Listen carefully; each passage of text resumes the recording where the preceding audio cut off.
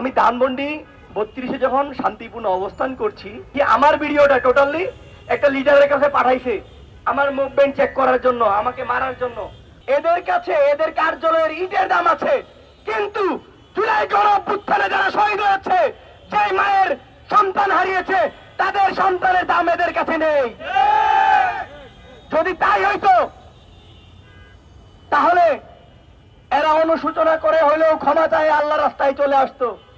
আমরা খেয়াল করি ওদের কর্মসূচিতে বাধা দিলে, ভাই বাধা কেন দিব না? ওরা নিষিদ্ধ সংগঠন, ওরা জঙ্গি, ওরা খুনি, ওরা মাফিয়া, ওরা টেরোরিস্ট, ওরা সন্ত্রাসী। এই জন্য আমরা বাধা দেই। আমরা তো সন্ত্রাসী না।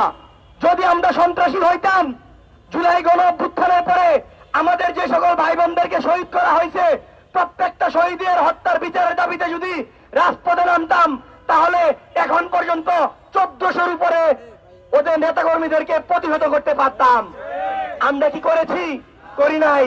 আমরা আইনের প্রতি শ্রদ্ধাশীল হয়েছি। অথচ এই জঙ্গিরা, এরা কেমন জঙ্গি একটা উদাহরণ দেই। ঢাকা মহাখালীতে নিষিদ্ধ সংগঠনের মিছিল হচ্ছে, একজন সাধারণ মানুষ যার কিনা দায়িত্ব নিষিদ্ধ কার্যক্রম বন্ধ করা, সে বাধা দিল। সে বাধা দেওয়ার পর কি হইলো, ওই ভদ্রলোক বাইক চালায়, তার ভোটার আইডি কার্ড বের করে তাকে নিয়মিত থ্রেট দিয়ে তার ফোন কল নাম্বার ভাইরাল করে দেওয়া হয়েছে। এখন আমার প্রশ্ন, এই গুরুত্বপূর্ণ জায়গাগুলোতে কারা এখনো আছে এটা জানতে চাই। আপনারা খেয়াল করবেন, ধানমন্ডি 32, আমি আবারও বলছি, অনেক ঘটনা যেটা আপনারা জানেন না, আর আমাদের কিছু মিডিয়ার ভাইয়েরা আছে রিল আকারে অল্প অল্প করে দেয়, গুরুত্বপূর্ণ টপিক গুলো মিস করে। তারা অল্প এই জন্যই দেয় ভিউ গুলা ভাইরাল হবে। আমি স্পষ্ট বলছি, আপনাদের উদ্দেশ্যে একটা কথাও মিথ্যা বলবো না।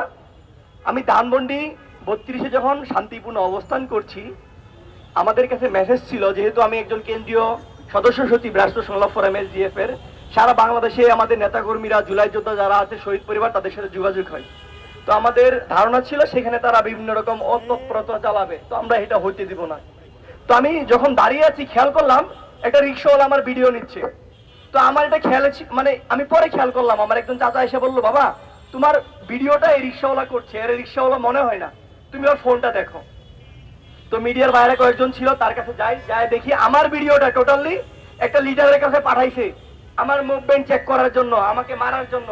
অথচ তার দুদিন আগে আমাকে হত্যার হুমকি দেওয়া হয়েছে। তারপর সে বলল সে সাধারণ মানুষ, অথচ তার ফেসবুকে যখন স্ক্রল করা হইলো, সে যুবলীগের একজন সদস্য। এখানে আমার ভুলটা কোথায়? সে তো আমাকে মারতে চায়, তাহলে কি চুরি পরে আমি বসে থাকবো নাকি? তখন তাকে আমি আইনের হাতে তুলে দেই। এটা নিয়ে সুশীল পাড়ায় অনেক বক্তব্য হইলো, অনেক আন্দোলন হইলো, অনেক কথাবার্তা হইলো। ওকে, হটেবার সমস্যা নাই। তারপরে আরেকটা কথায় আসি।